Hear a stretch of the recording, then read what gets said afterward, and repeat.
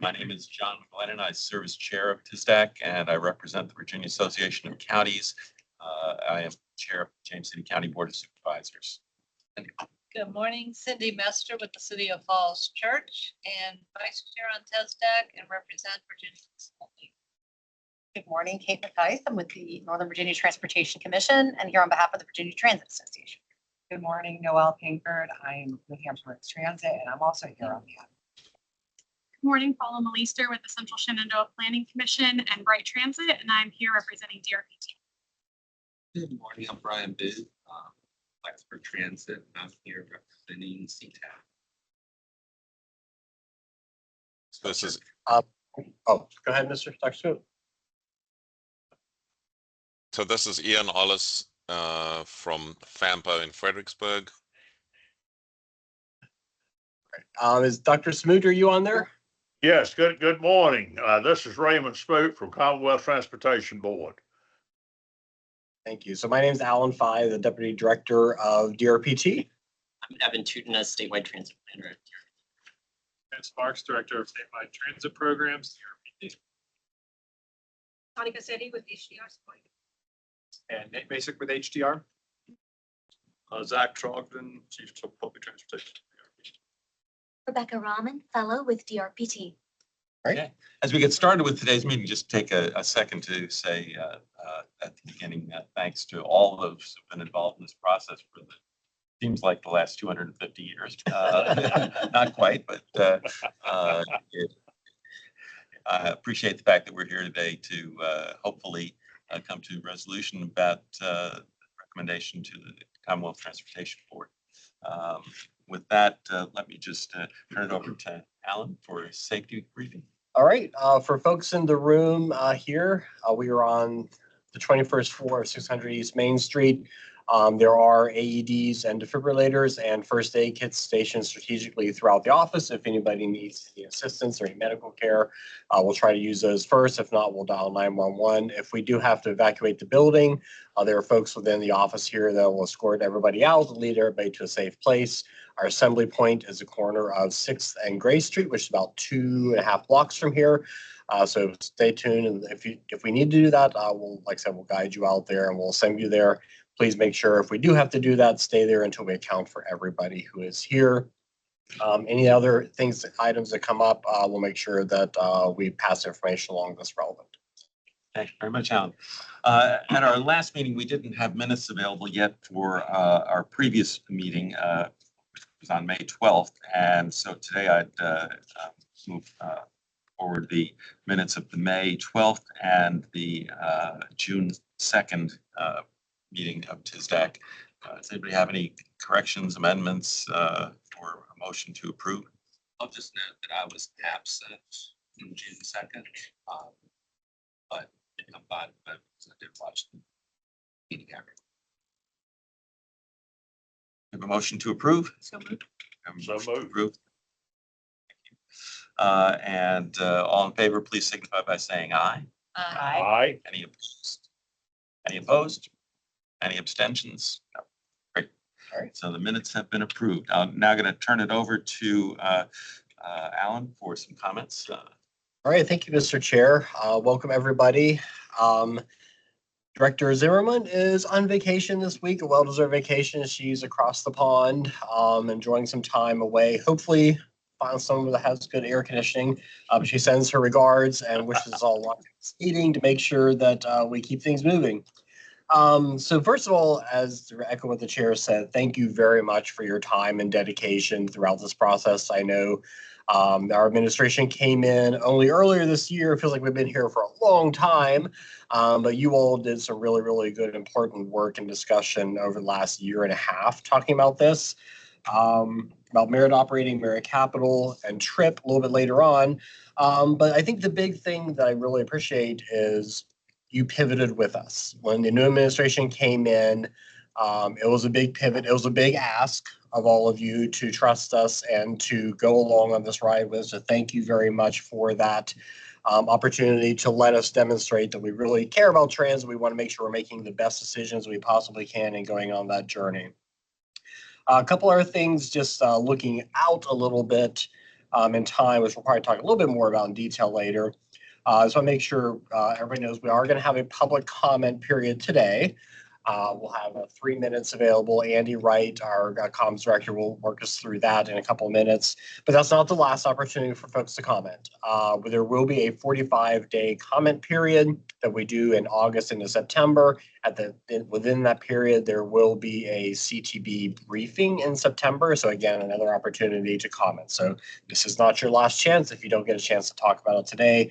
And as always, we do have a portal on our website. Any thoughts, questions, concerns about all the work we've been doing, please submit something on there. And folks pretty much can track any of those down and let us know if you have any thoughts or concerns. Going forward, we are looking forward to implementing the merit operating program if we get you all's blessing and if we get the CTB's blessing.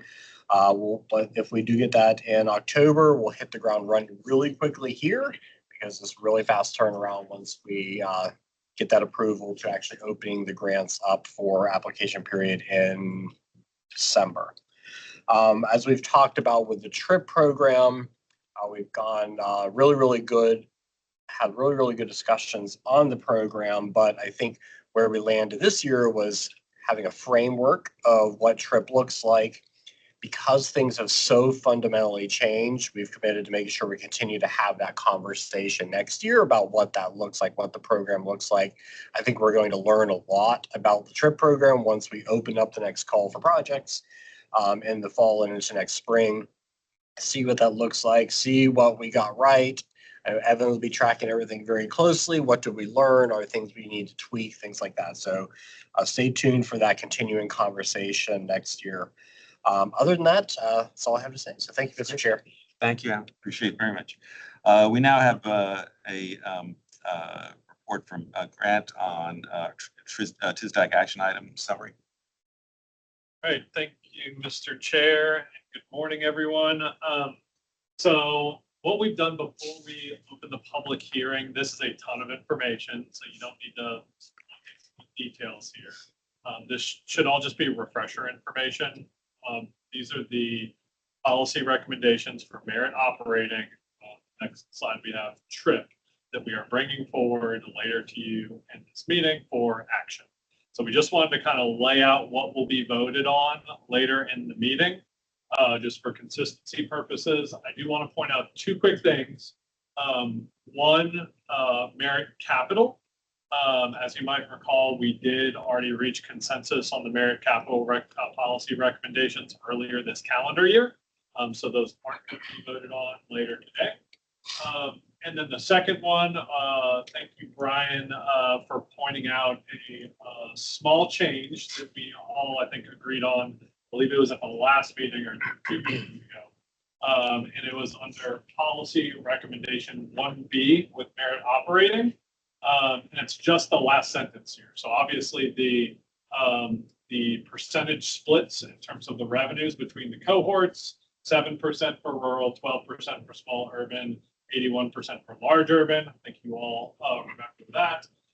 But the change here was in this last sentence where it says these apportionment percentages will be reviewed at least every 3 years or following a decennial census. We didn't have the or following a decennial census. And Brian did point out that it is important with the census change, those percentages might need to change as well. If some agencies move to different cohorts, we need to really take a close look at that. So that is the only change that we made to any of these. The rest are just copy paste based on what was presented at the last meeting. So these are merit operating, and these are the TRIP summary of the TRIP recommendations. So before we move into the public comment period, happy to answer any questions if you have any. Anybody have any questions or comments for? This is Ray Smoot. I have one. And it is, thank you. It is, and I'm thinking, pointing toward this all going to the CTB and helping them to understand. What is the concise definition upon which the sizing is based? you know, when we say, for example, I'm not picking on this, but just by way of example, 81% urban. I mean, did we find that written on the wall somewhere, or what is the basis of that number and the rest of them? So Dr. Smoot, good question, good reminder. That seems like a long time ago that we talked about that.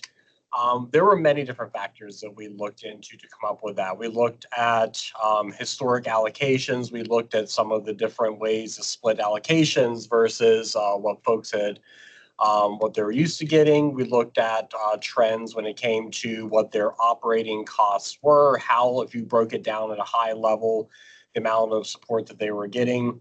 I know it was like 5 or 6 different ways that we came up with those numbers. It was not a calculation as in math, we X times this divided by that. It was a look at 6 or 7 different factors. There really was a gut check to land on those numbers. So it is informed by a lot of analysis that the team did. Grant, do you want to add anything to that, the factors that we looked at? Yeah, no, I think you touched on all of them. We looked at historical allocations, of course. We looked at ridership. We looked at cost. We looked at hours, miles, which are good indicators of service levels. I believe that's all we really had to look at. And when we looked at all of those different factors spread out across multiple years, it was more of like a trend that led to our recommendations as presented. And again, as Alan mentioned, it was more of a gut check, not really a scientific calculation. It's just all of them, every way you cut it seemed to fall generally in line with the presented recommendation. Well, I am in no way suggesting that the numbers are not correct. But I am suggesting that it will be important, I think, when we get to CTB, to be able to concisely explain where those numbers come from in a manner that you just similarly to what you just did. Because keep in mind that we will have 5 members of the CTB who have never been to a meeting. In other words, 5 new members coming on board. And that's about a third of the appointed members. And I think we're going to have to assume that even though those of us who are continuing members do not have great knowledge of what we're talking about here. Don't tell them I said that, but I think that's probably correct. and this whole thing's been a grand learning experience for me, but the rest of them haven't had it. So I'm just trying to think, you know, things like that are the kinds of questions I think might come up. And I think the response was fine. This is absolutely, this is very helpful, Dr. Smoot. Really appreciate this. Part of our next steps here at DRPT is once we wrap up this meeting today is switching quickly into getting ready for CTB briefings, because we know we do have those 5 new folks coming. A, to talk about DRPT in general, but B, then beyond just those 5 new ones, the entirety of CTB to have briefings, one-on-one briefings about merit and trip, so we can answer a lot of those questions and hopefully give us a chance to keep fine-tuning those answers as we work through those. So when we get to September, we're ready to go and we're able to answer that in a way that's going to make sure that they completely understand what we're doing. So thank you for the feedback, and please continue to provide it. Thank you. So I think we can say with confidence that these were not found on a stone tablet, nor was it scrawled on a bathroom wall. So they do have a fair amount of backup material behind them. But I think it is an important point to address, because, for instance, I was not initially aware of the notion that when we talk about large urban, we're not talking about the size of the agency necessarily. We're talking about the community in which it operates. Right. So, all right. Thank you. Grant, anybody have any other questions or comments? No. Do we have a, How to sign up? we have a time? at which the public hearing has to start, or?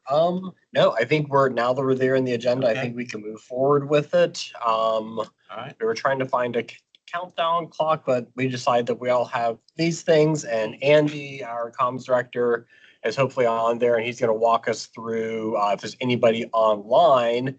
I think we're going to ask folks to raise their hand if they want to make any comment, and then we will start a 3-minute clock if so. So Andy, I'll turn it over to you. Good morning. Can everyone hear me? Yes, sir. All right. Well, I will walk us through the public hearing portion of the meeting. So everyone online, if you look across the top of your screen, you will see a button with a hand that says raise. So if you would like to provide comment, please go ahead and click that button and just give me some time to find you on the screen. So I see that Bob Schneider has raised his hand. So Mr. Snyder, you should be able to unmute yourself. And the floor is yours for the next 3 minutes. Yes, thank you. I won't repeat much of what I've shared and expressed before to DRPT staff, but there were a few things more poignant than when VTA gave their awards to the statewide transit agency that had the most outstanding improvements in ridership. And I did not bring home the big trophy because Brian Booth did, Blacksburg Transit. So round of applause to someone sitting in the room. But I mention that specifically because we are the two agencies inside the formula that will receive a reduction. So two of your strongest performing organizations as recognized, not by VTA, but by the data that DRPT collects. And VTA then bestows an award for recognizing performance are going to receive a reduction in the formula as presented. Now, we have new numbers, we have new data, and you'll hear that said over and over. However, there's the indication that there is an unintended consequence from the decisions that have been made. I am just a strong supporter of every system should be competing against itself. What happens in Fredericksburg has no bearing whatsoever on what happens in Bristol and vice versa. Danville opened a casino. If they get an influx of transit services, why should that change what goes on, for example, in the city of Fairfax? These are just disconnected and intellectually dishonest approaches when we leave out things like fare recovery. That is one of the most important metrics we use in our industry. And I've heard over and over, well, we can't do that because there's fare-free systems. That's exactly what you have is a fare-free system, but someone's paying the fare. It is a zero fare system to the passenger. There are very simple things that we could do to work through much of these, such that each system competes only against itself in its last performance. No rural system takes a hit as long as they're improving. It doesn't matter what happens in another part of the Commonwealth. It is a fundamental thing, and I come at this not from, oh, my system, my system. I think we're actually going to perform better next year due to our data, and we have opportunity to cream our data and turn it around and start converting some of what we charge in deadhead to revenue through some creative scheduling. We'll be fine.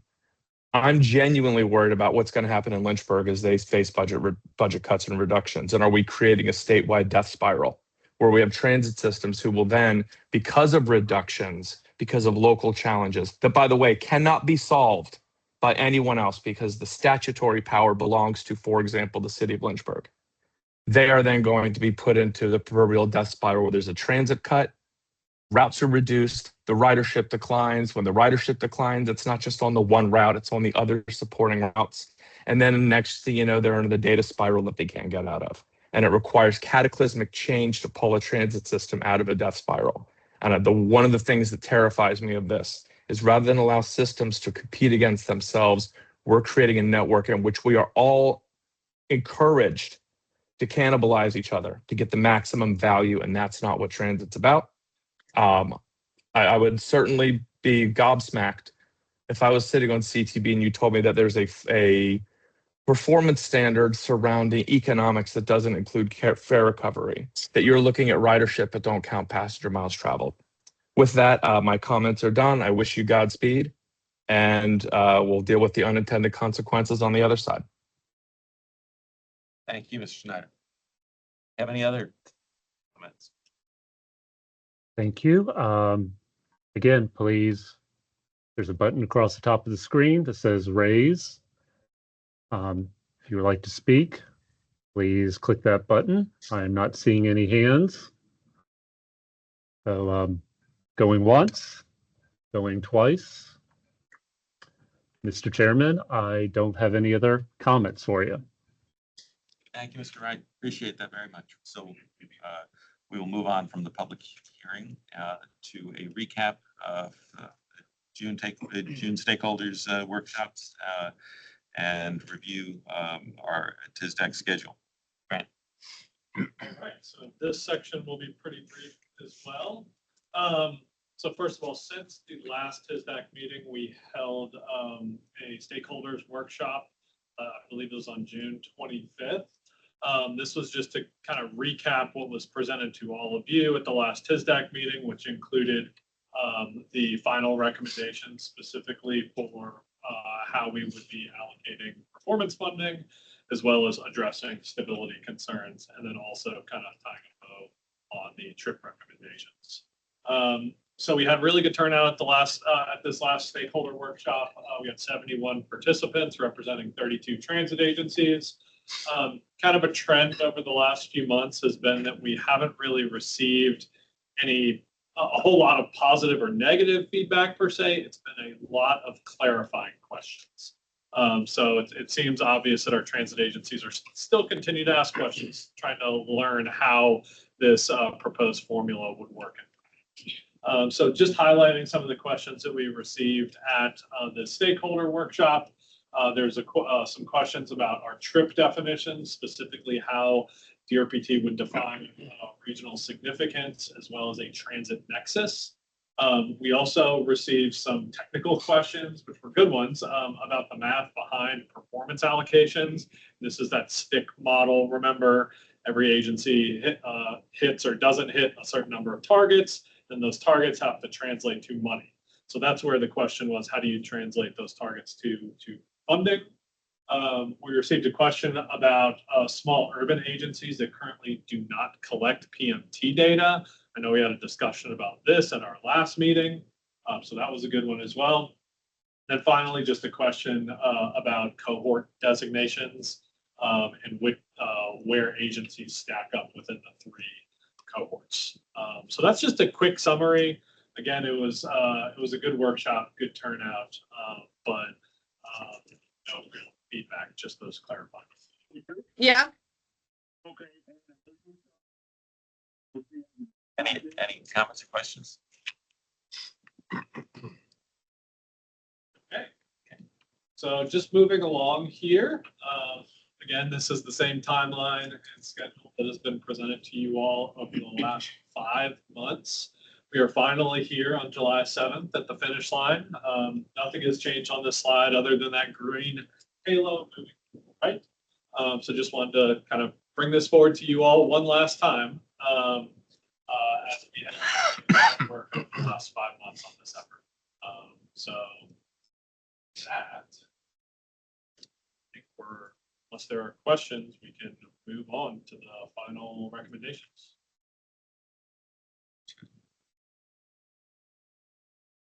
Any questions at all? Okay. Great. Well, what we're going to do here for these next 2 sections is just walk you all through these different policy recommendations. If you guys have any clarifying questions, whatever that is, we can take it pretty slowly. But after the merit operating policy recommendations are presented, we do have a slide for TSDAC to take action on the policy recommendations, and then we'll do the exact same thing with. So this was back in March, maybe April. This was policy decision number 1, as you might recall. So policy decision 1A just formalizes those 3 cohorts: rural, small urban, large urban. And again, those are area types, not agency types. Very important. Additionally, the list of agencies within each cohort We recognize that that needs to be reviewed at least every 3 years or following a decennial census, whichever comes first. 1B, once we settled on what the cohorts are, we then moved into how do we split up the total revenues after that 5% is taken off the top. And so where we landed with the revenue distributions were 7% of the revenues would go to rural, 12% to small urban, 81% to large urban. And again, just pointing out that similar to the cohort designations, we're also going to review these percentages at least every 3 years or following the decennial census, whichever comes first. Before I move on to policy decision number 2 and the list of those, any final thoughts or questions about these? One question. Yes, Dr. Smoot. Is it accurate to believe that cohorts are defined primarily by population? Primarily, I would say that is accurate. These are federal government definitions. So these are not state definitions. We are using the Federal Transit Administration definitions, and they use census data to define those cohorts. Thank you.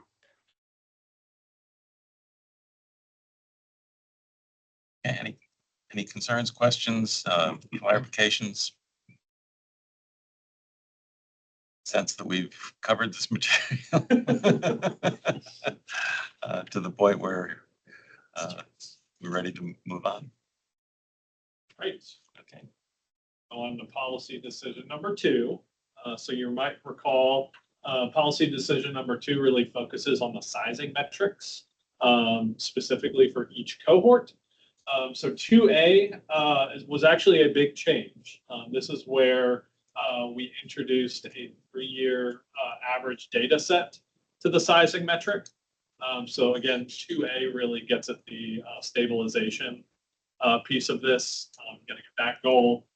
So just to kind of read it here, DRPT under this recommendation would use a 3-year average data set for operating cost, vehicle revenue miles, hours, as well as ridership and the sizing metric. And then policy recommendations 2B, 2C, and 2D get at the actual percentages within each of those factors. So the weights for operating costs, the weights for ridership, hours, and miles with respect to each cohort. So we have a little visual on the right, presented this again multiple times, but 15% for ridership, 50% for revenue hours, 15% for revenue miles were a consistent recommendation for each cohort. So that doesn't change cohort to cohort. What does change, as you can see in the dark blue and the lighter blue, operating cost weights and ridership weights. Generally speaking, as you get to larger area types, we felt as though ridership should be more important and operating costs should be less important of a weight. And so that's where you can see a little change here. We have 40% for operating cost on large urban, 30% for ridership. Small urban, it's 55% for operating cost and 25% for ridership. And then finally for rural, it's 50% for cost and 20%. Any questions or comments?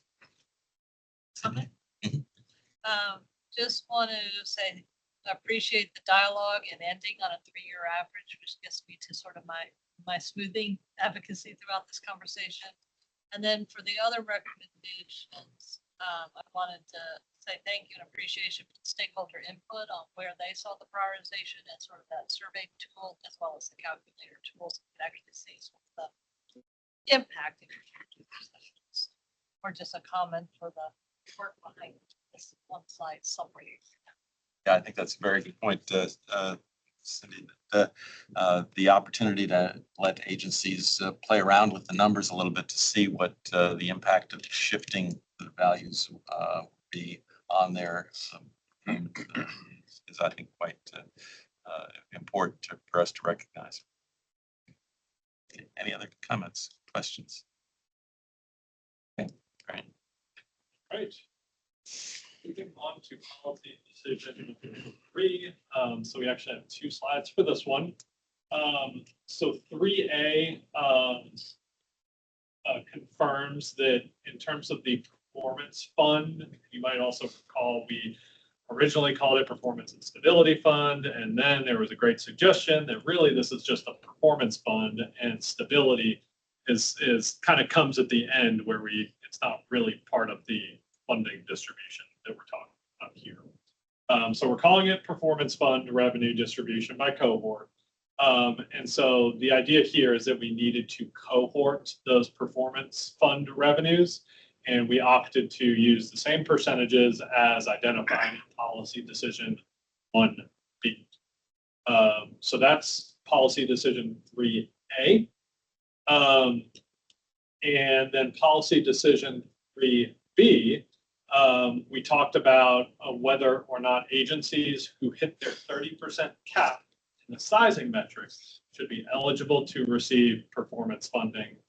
Ultimately, we are recommending that they are allowed to receive performance funding because we believe that everyone in the Commonwealth should have access to performance funding to incentivize better performance. That's where we landed with 3A and 3B. Pause real quick. I have a quick comment. Did we confirm whether or not that will require a separate change through CTB to change that 30% cap, or is that being just rolled into these recommendations as one change? So the 30% cap is identified in CTB policy. So the language around that is going to have to change. Okay. And that'll be covered during this policy change and not as a separate vote. Okay. Thank you. Point of privilege. I wanted to revisit the public hearing piece just for a moment, because I just confirmed the advertised posted agenda said 10:30 and we were 15 minutes ahead. So I wonder if the chair might entertain just a pause to acknowledge we already had public comment and give somebody a chance just in case they tuned in at 10:30 and intended to comment. Not anticipating it, but more for transparency. Absolutely, yeah. I was wondering whether we had that kind of time limit on it. So can I ask if that's the case? Is Andy still available?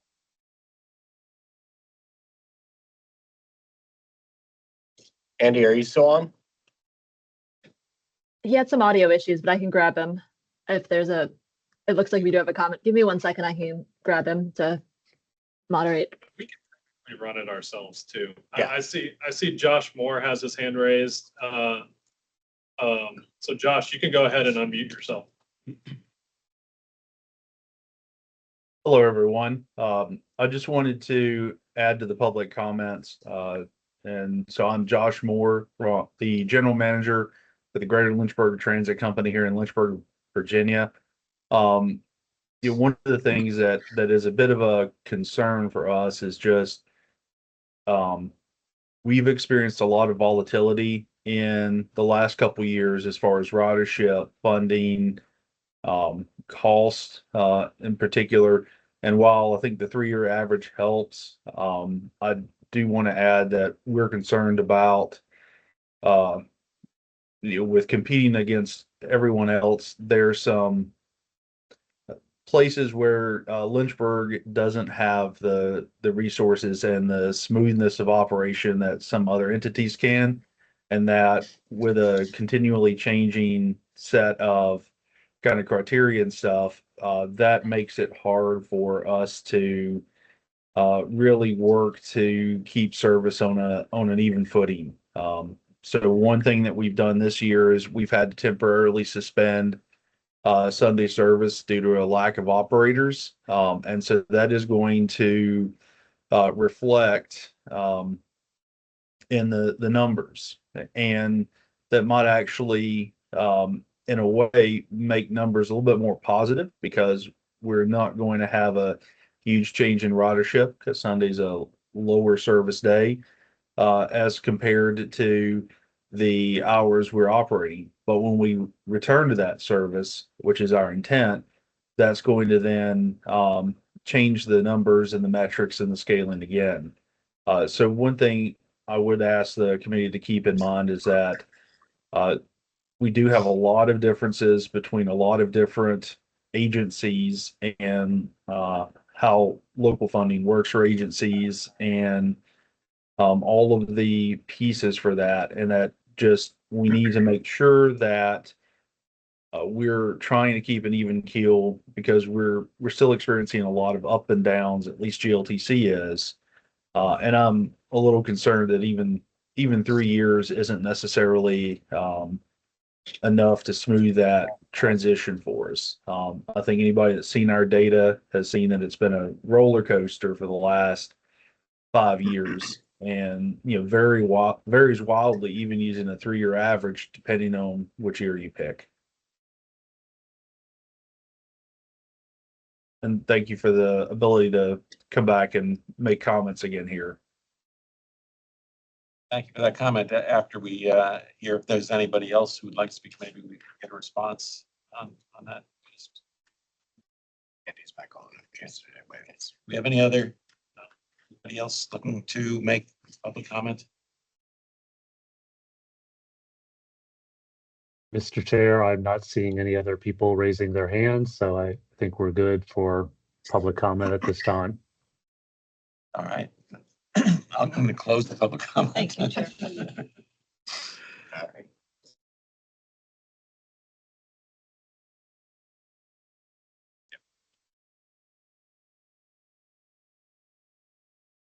Okay. Ready to flip to the next slide? Yeah. All right. So moving on to 3C, 3D, DE policy recommendations. 3C, 3D, and 3E really get it. The performance fund and the specific metrics for each cohort to use and how to set our target for each cohort.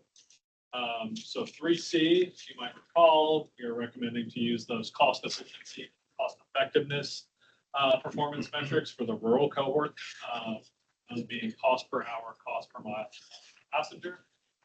For the small urban cohort, we're recommending to use the productivity and service utilization performance metrics, specifically passengers per hour, passengers per mile, and passenger miles traveled per mile, not passenger miles traveled per hour.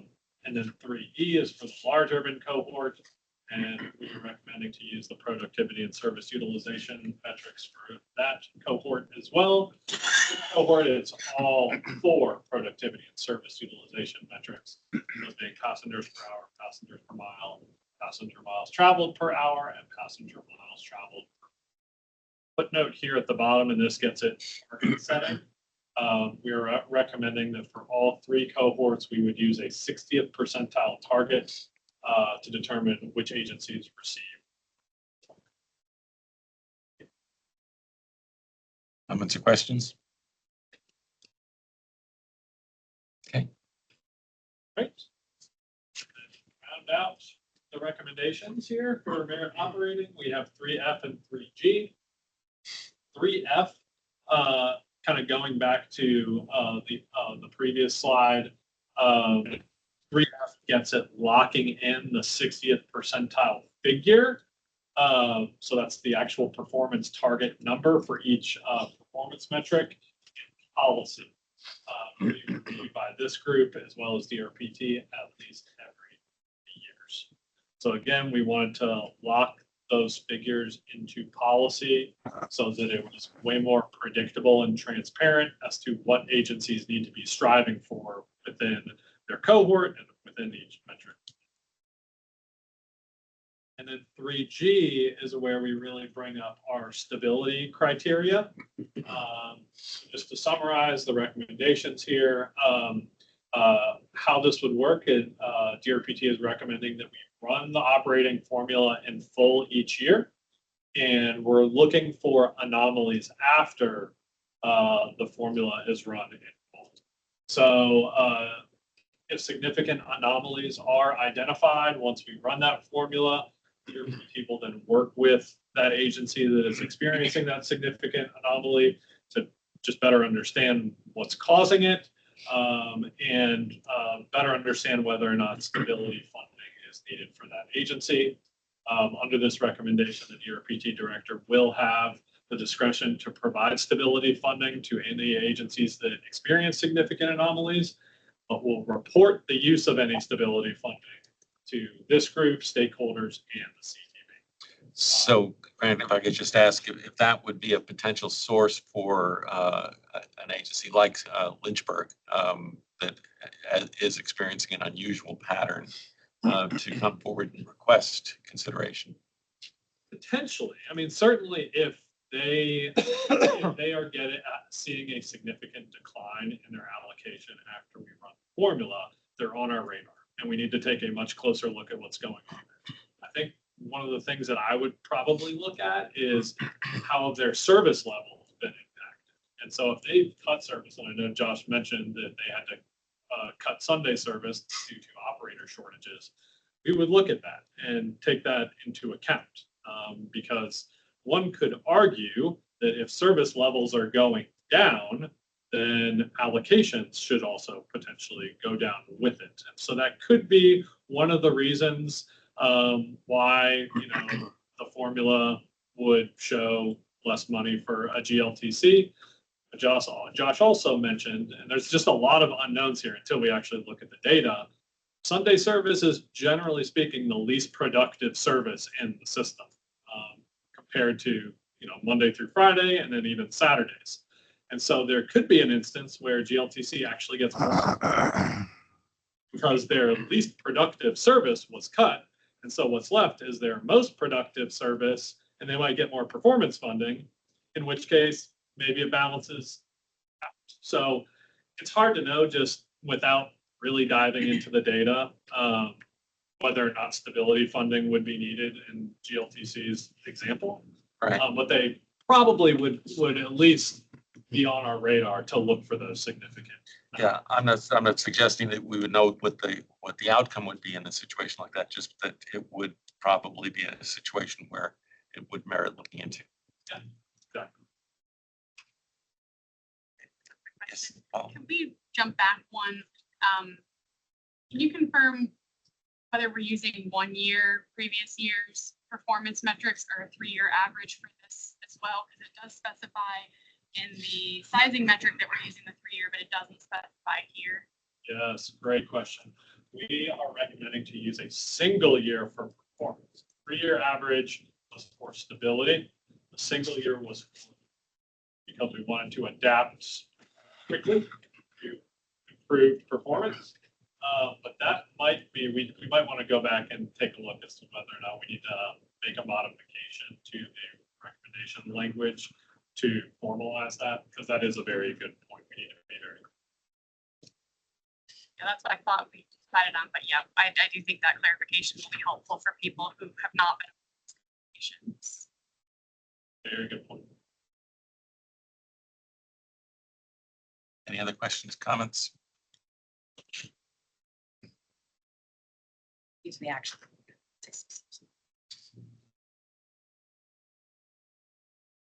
Here we are. Okay. Chair, I was just waiting to the end of the section, but first of all, and for many of us who've been doing this for a little while, especially in the last 2 years, I do want to applaud the efforts of DRPT to pivot from what was very confusing and frustrating last year. I greatly appreciate it's actually, I think we need to step back a moment and recognize how we've gone from proposals, things that may look very complicated to actually be a lot simpler. I do hope this is a lot more transparent. My sense is that it is a lot more transparent. I think the fact that you're going to be writing down to get a performance award, you need to do this if you're rural, this if you're urban, this if you're, I think that's actually really valid. The other thing I do want to step back on is that, again, for someone who's been sitting at this table for a while, tackling and understanding that the awarding the performance of transit systems that serve different areas is something that we've been grappling with for a very long time. And so moving towards, let's look at those serving rural areas as a cohort, those serving, small urbanized areas, and again, those serving, and I love using those words, serving large urbanized areas have very different surface characteristics. And while it may not look that there's fundamental huge differences, I do think that the way that we've been able to approach the different, I'd like to call them actually base allocations and not sizing. Sizing triggers me a little bit, but anyway, I think the way we're doing the base allocation of funding as well as the performance, it is not perfect. But I greatly appreciate the thoughts, the analysis, and the engagement that you guys have done with folks at various places along the way. So it's hard to think of when we started this or was even doing this last fall that we get to a place that I reached out to systems serving the large urbanized area where I am. And in general, I think folks are like, yeah, I think we can work with this. Obviously, we're going to see how this plays out, but we almost need to take a moment and say like, wow, like this could have been really, really messy. So kudos to the team, and you guys have been working crazy on this. And honestly, everybody who's engaged in this process. So I know we're going to take the action, but I just want to put that out there. So thank you to everybody on that. Any other questions or comments? I'd just like to make a follow-up comment to that. And yeah, I really appreciate, I was following along with the previous format before joining TSDAC and have been involved in this formula development. And I really appreciate how intentional we've been about having equity across the different formats. I think small urban was a little bit of concern to me going into this because it is such a divided cohort within itself. But I think that seeing the full process through, I think there's been great efforts made to try to balance out the different agencies within that cohort between sizing metric, maybe helping some, and then a performance metric helping the others. Do really feel like this formula goes to great lengths to equitably distribute funding throughout the state. So,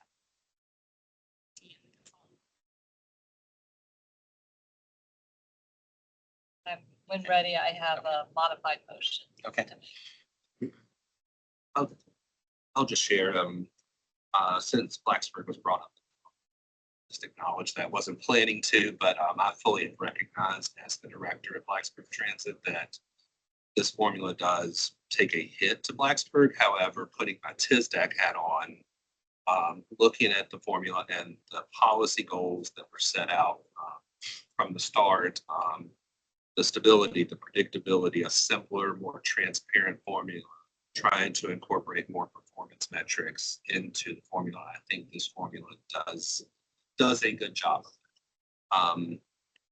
Is it perfect? I don't think anyone can sit here and say that the formula is going to be perfect, but the goal is that we're continuing to move forward and continuing to work to improve.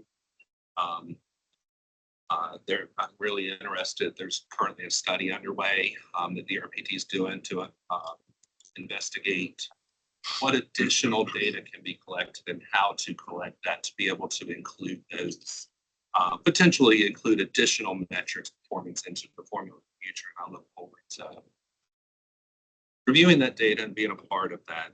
And just one thing that I would hope is that the TSDAC committee, in between these 3-year reviews, we could stay more engaged is not really the right term, but maybe meet more regularly to understand, as opposed to, oh, it's time for the 3-year review. Let's re-engage and get back up to speed on what we're doing. But overall, I think this formula does meet what we've set out to do. And again, I think the RPT and consultants for what work has been done over the last 6 or 7 months. It certainly was a lot of work and a lot easier to understand than the year prior. Any other comments? Dr. Smoot, do you have anything you'd like to add, or? Well, Cindy? Thank you, Chair. First, I'll just echo +1 all the comments it said. I would like to put a motion on the table to approve the RPT recommendations on slides 13 through 17. Amendment on slide 16 to item 3C, specify some 1-year data for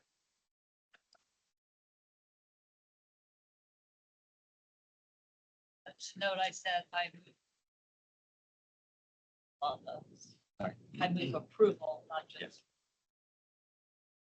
Line slides 13 through 17, the slide 16 be amended for 3C to address the question about 1 year. Really, it would have to be 3C, 3D, and As well. Okay. Like modification to the motion. Thank you for the clarification. That motion is acceptable to. Okay. All right, is there any discussion of this motion? If not, I'll call a question. All those, Shai, do you want to have a, well, I'll just go ahead and ask for a voice vote. Yeah, it's unanimous. Then approve it. Yeah. All in favor, please say aye. Aye. Dr. Smooth. I probably should not vote on this since it is coming to CTB. I do fully support it and will state that at the CTB meeting when we vote on it. Okay, so we have any opposed? And then we have one abstention due to the fact that Dr. Smoot serves on CTV. Okay.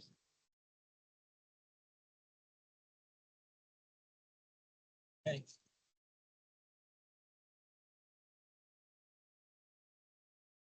So that will be reflected in the addendum to the letter. I'll get Go started. ahead. Everyone, this is Evan Tootin. I'll be presenting our final trip policy recommendations. A lot of this should be deja vu, but I've also included our grant step down.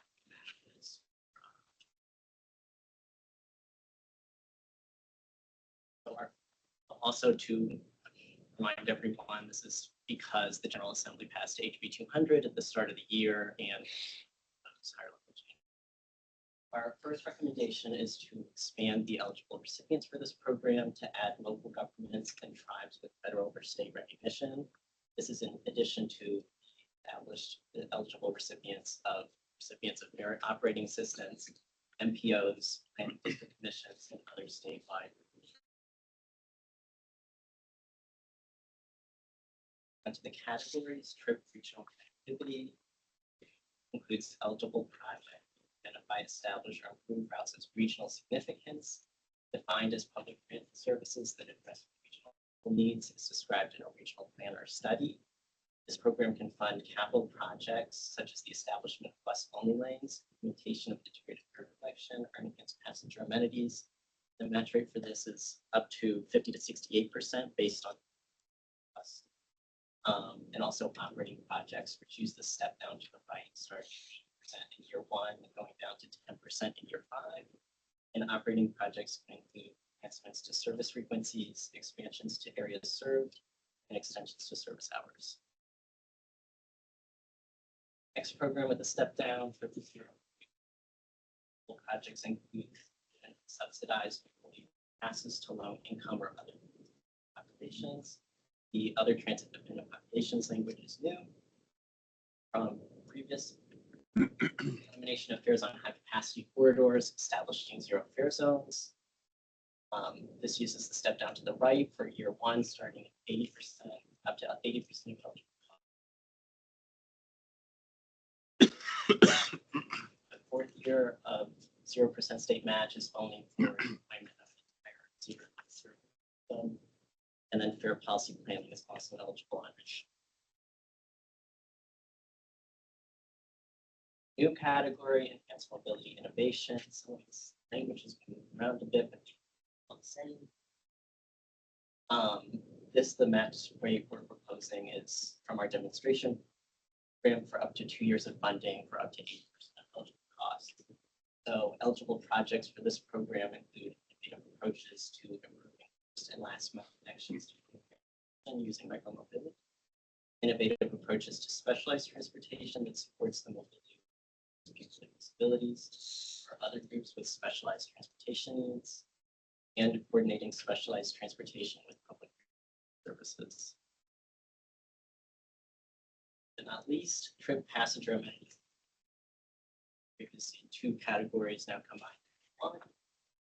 Projects include improvement or addition of bus stops, bus passenger facilities, bus stop or passenger facility planning, and public safety equipment planning and program. Basically, that fourth bullet included the word viewing. We thought that specialized fit better within our workforce development program. It's designed for that. And these uses same match rates as I previously stated. So capital projects under $3 million up to 68%. It's over 3 million up to extra up to 50% as well. I've got a summary slide of the highlight changes. Yes.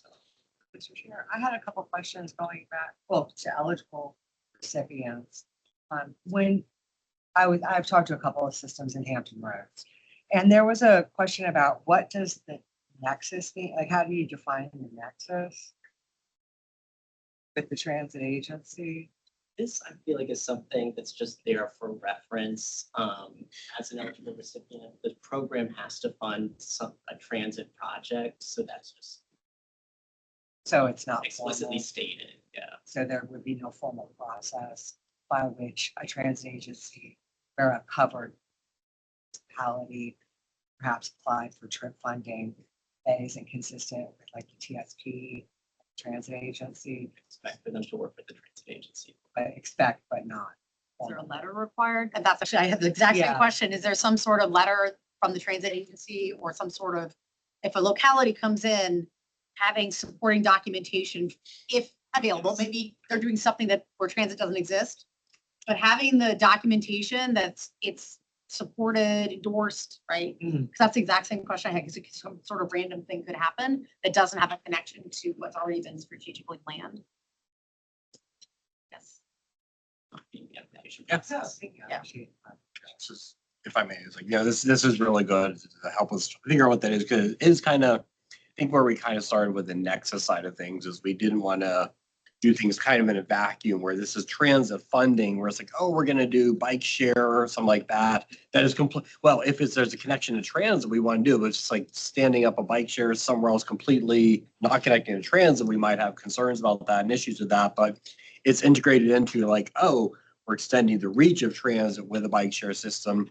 That then becomes one of the eligible sides of things. So tying it into how are we connecting people into transit? How are we making the investments and the services that can fit in with that? So is there an opportunity to have documentation from the local transit system supporting that project? I mean, that might be the. I think that's a reasonable. Yeah, it's make it a requirement. Yep.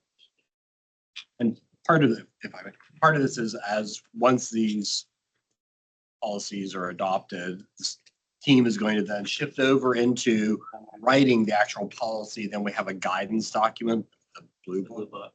I can't remember the colors.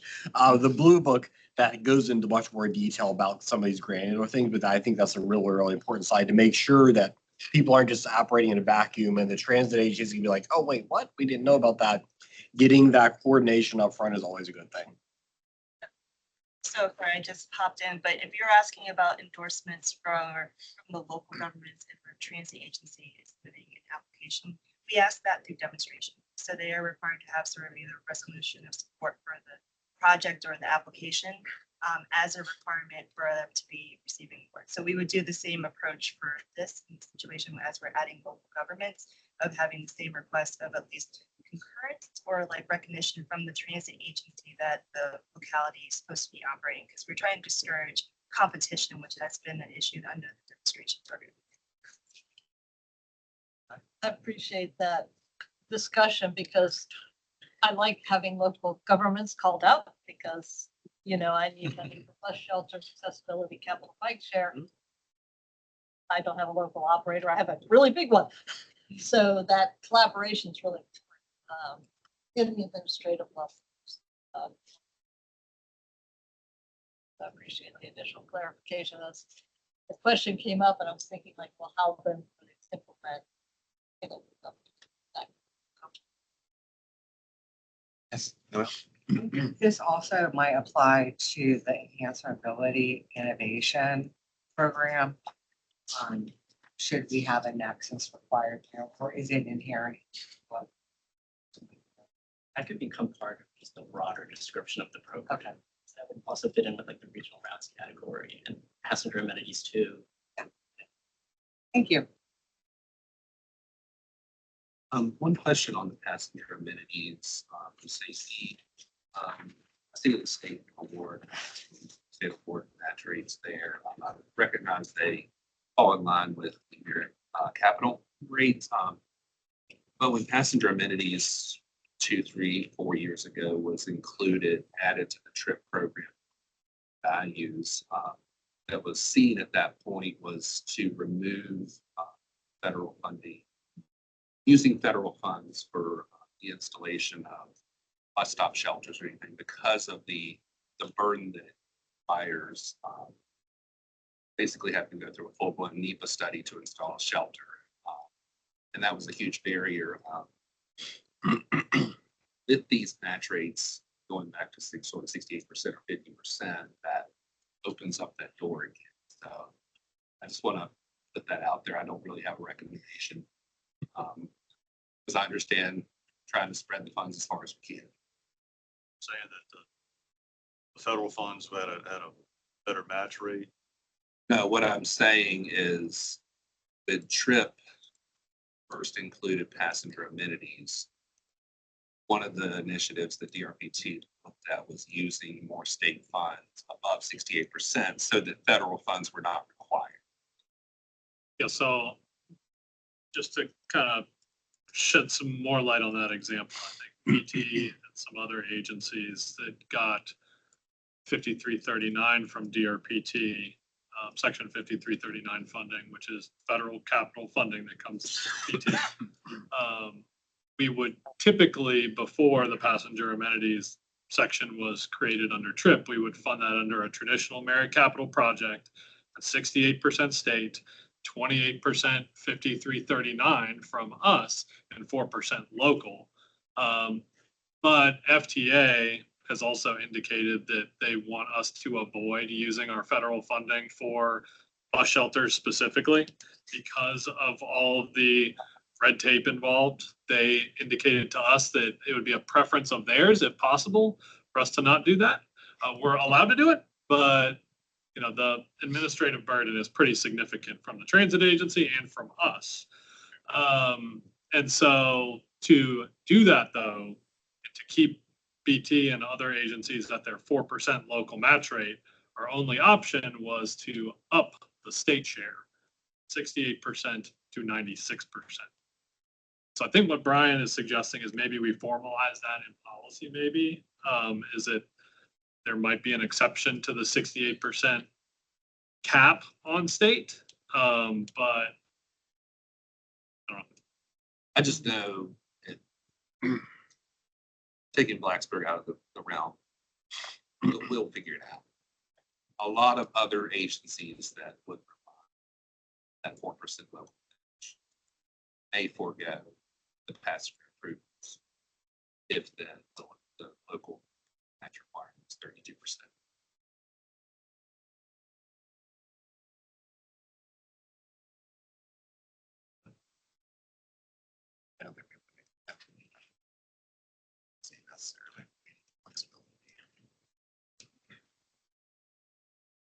So I have a question, just more of a little bit of a comment, maybe opportunity for future work. Obviously, there's a lot of conversation, I think even at BTA, about the fare, the zero and reduced fare program, and recognizing the approach is for the step down. I just think it's important is the transit ridership incentive program, and there's no way to, I mean, a phenomenal way to provide an incentive to increase ridership, of course, is to reduce fares. So while this may not occur right now, I think there may be opportunities in the future to sort of see what's the actual impact on those systems, where they've had that step down in ridership. That, I mean, to me, there's sort of an interesting research opportunity to see how that step down of assistance, if it did affect their ridership, and sort of how we can use that maybe when this gets reviewed in the future, if there's opportunities to sort of revisit what that program looks like. One of the things I know I am excited, I don't know how much it's used, is zones or other places where fares, it may not be system-wide, but there's very targeted either populations or areas. And I do hope that systems take advantage of that, because I think that's another way to be capturing fares from communities that that there would be a great deal of benefit versus perhaps someone that may use transit benefits, for example. So I just felt it was important to say that. I mean, I do know I have some localities up in the Northern Virginia area that are concerned about the step down. And so we just want to keep that conversation going as the program matures. Mr. Chair. Yes, ma'am. Thank you for that. That's the conversations I had with a lot of folks at VTA a couple months ago was, what does the future of the step down look like? Or is there an option for people to come back in again? Or can you make it in perpetuity? I think we've made the commitment at DRPT that we want to keep having that conversation as we, with the trip and some of the other things we're going to do next year, looking at what that looks like. There is definitely a financial side of that if you let folks come in, but there's a lot of different ways. There is some interesting, I think, research to be done on that. And then looking at the policy side, the financial side, for us to continue to slice and dice that and see what the best outcome of that is. Appreciate that. Absolutely. Thank you. Follow up to that, it would be really interesting to see long-term time for agencies that use this step down. At what point does their performance start to increase because of the increase in ridership to the point where they recover those funds through bonuses? So as the funding support for Fare Free goes down, but their ridership goes up, where is that point where those returns start paying out in performance funding? I think it'll probably take 5 years or more of someone being past this 0% point for that, but that would be a really interesting study to see. It might help ease concerns about, entering into that agreement if they have some kind of idea that there's an opportunity to recover those funds through your performance metrics. They should see that on the federal side. Other questions? Federal side as well, they could see an increase in funding. Ridership goes down because the fare goes up. I mean, you gotta have the study. Questions. I'm thinking ahead for the motion. This part is sort of study and administrative and continued work. The match question, is that anything that needs to be formally said that we want to study it, or is that match the bus shelters? Yeah, because that slide 24 calls out that match, but yet, as Grant and Brian were talking, there could be an opportunity for an session of policy. Is that a CTP policy or a DRPT policy? And what does TSDAC might want to put on the record for looking at that? So it's sort of a process clarification question. I think we're definitely open to looking at what the implications are. I would hesitate to lock things in too much here because one of the things if you start putting in policy here, changes to the rates, I understand completely where you're coming from. The NEPA side of things is a nightmare. By having these policies the way they are now, we do actually have a lot of flexibility of how we allocate money behind the scenes, not boxing ourselves into a corner. I think we can commit to looking at what those match rates are for, I guess, in general, for capital, for some project capital under 3 million, over 3 million planning projects. I think it's worth us, we can commit to taking a look at that at a high level to see if these are the right match rates and understanding some of the challenges that are there. Since this is my first introduction to TRIP, if we were to approve recommendations 1 through 5, does that include the maximum state award, or is that already a policy that's already CTB and we're not changing anything? Those are already established, like standard. So it would just be if we wanted to add a comment to encourage add the match rate.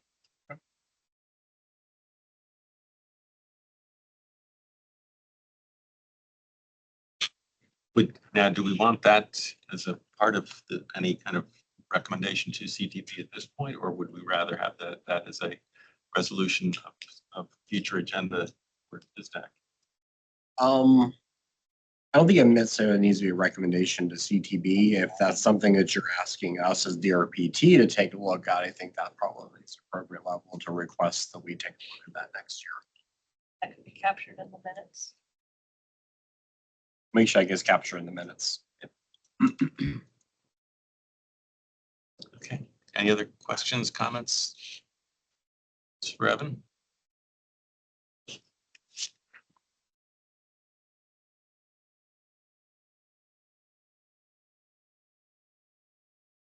Did you been working on motion here? I move approval of the RPT recommendations for trips number 1 through 5 on slides 20 to 24. Okay. Any discussion? Not a call for a vote. All in favor, please say aye. Aye. Any opposed? And Dr. Abstain. Thank you. Okay. All right. Anything else for our? Thank you, Evan.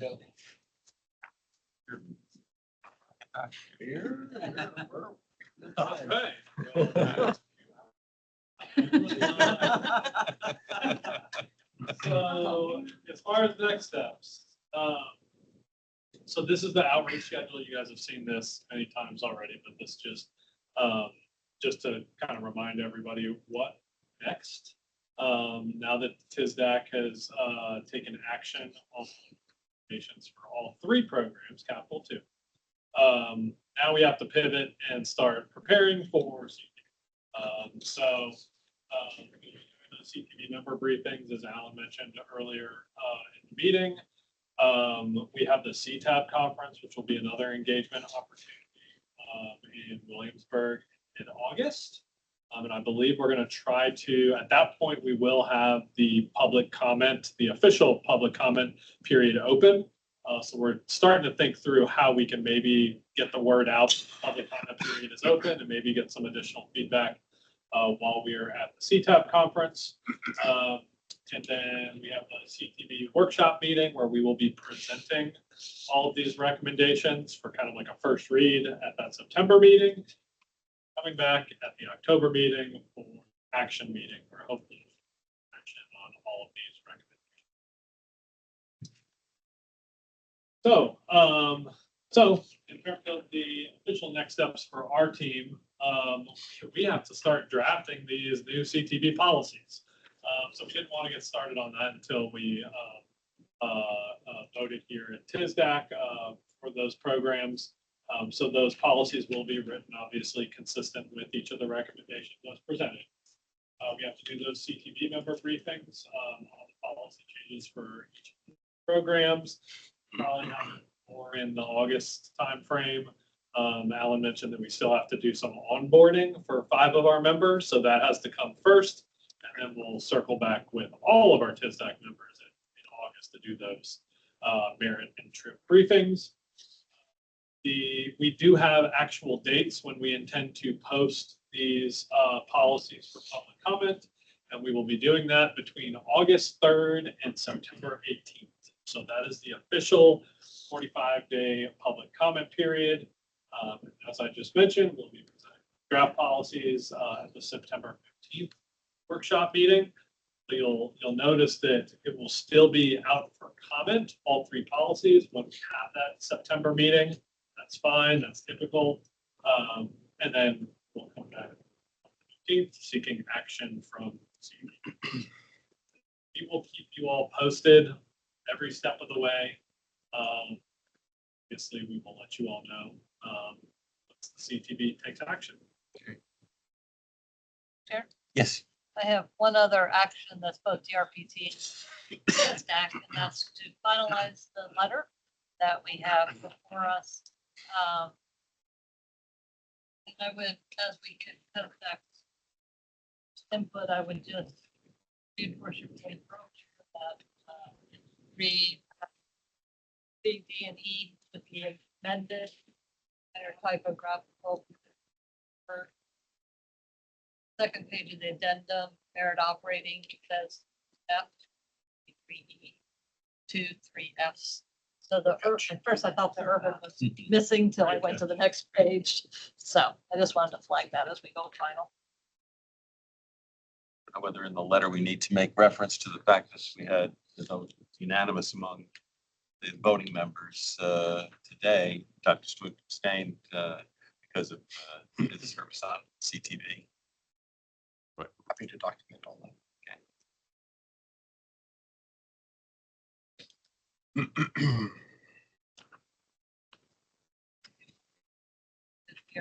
Drafting this in the chair's support of the document.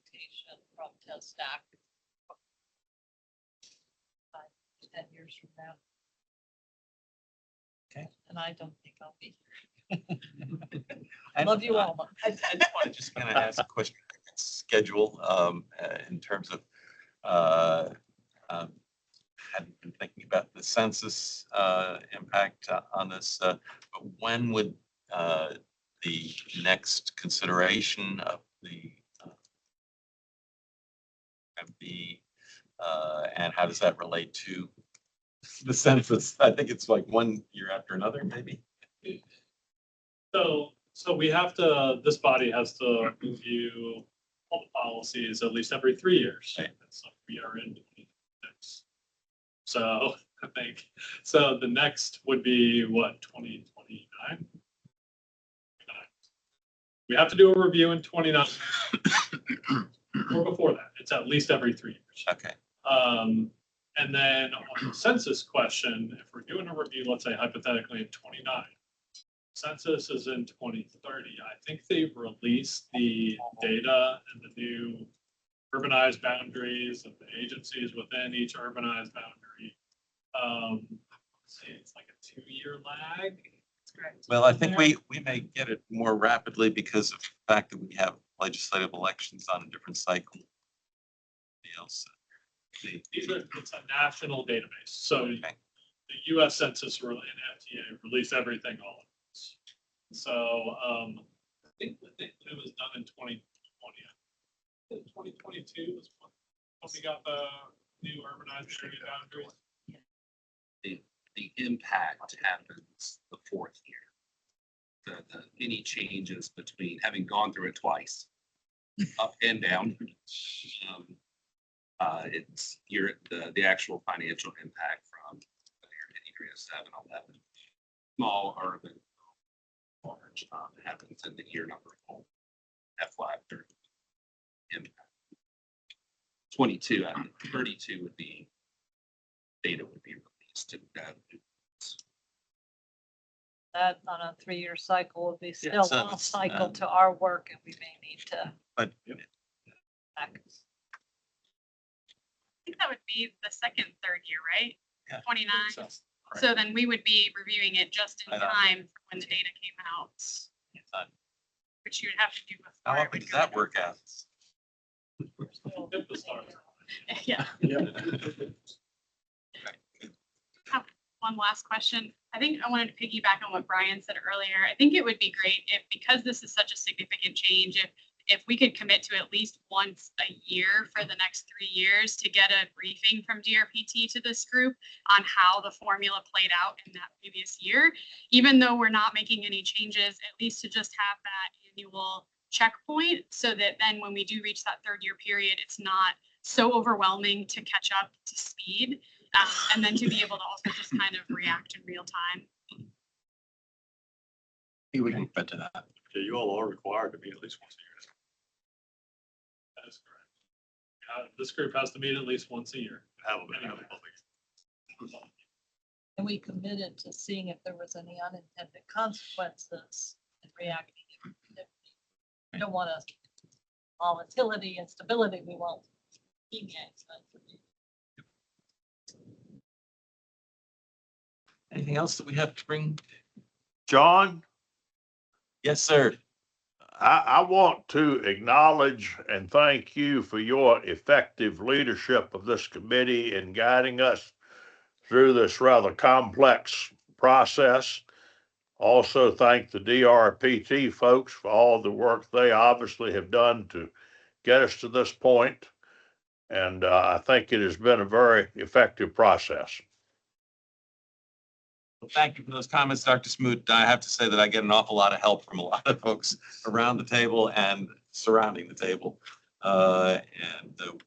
Whether it's our consultants who have produced volumes, reams upon reams of data for us over the years electronically now, saving forests, and the just general sense of wanting to make sure that there's inclusion of all the stakeholders, that there's transparency in what we're about, has really been a model for the kind of operation of this kind, where we have folks coming from a variety of perspectives to come together, to understand what our common goal is. Okay. Any other comments or questions, thoughts? All right, go ahead and, yes. Do we have consensus with the number for the letter? Yes, That it's- you're gonna sign on behalf? Everybody happy with that? I just don't like assuming. All right, so there is agreement that we will send this letter with the addenda and the revisions that have resulted from today's meeting. Okay. Well, with that, then I will end this meeting. Thank you. Thank you. You must have a cold. Yeah. This meeting In the 3 history. years.